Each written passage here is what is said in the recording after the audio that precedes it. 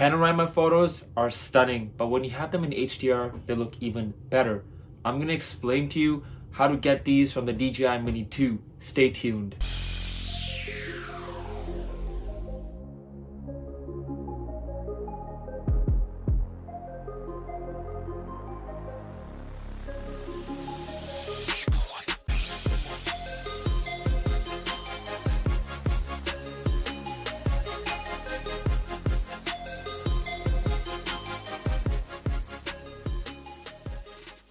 Hey everyone, my name is Farhan and welcome to yet another video. I hope you're doing well and staying safe. I'm going to explain how I get Pano HDR photos from shooting them on the drone and editing them in post. To begin with, choose the Pano feature first and then head to settings and head to camera settings. Here you're going to do some changes.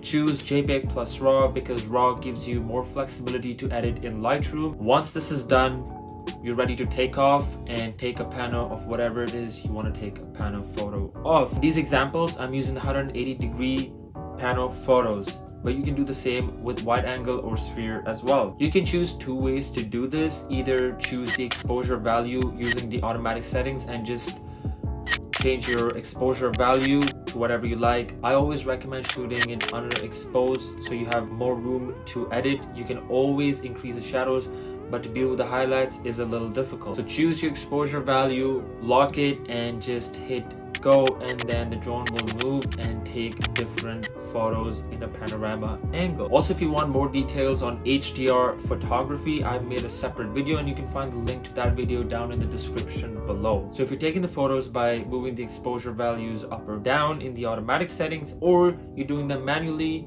by adjusting the shutter speed yourself, take them in different exposures, one which is underexposed, one which is properly exposed, and one which is overexposed. Now that you have your three sets of panoramas, let's head into Lightroom. This is an example of a panorama by itself using automatic settings on Lightroom, and here's an example of the same panorama taken with three different exposures and merged into HDR Pano Photo. Looks much better, doesn't it?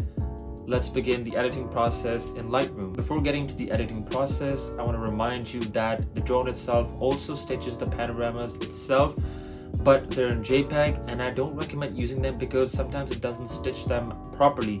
So it's better to do them manually. I prefer that way anyway, but you can try that out too. So import the three different Pano folders from your drone into Lightroom and you should have a total of 21 photos, 7 for each set of panoramas in different exposures.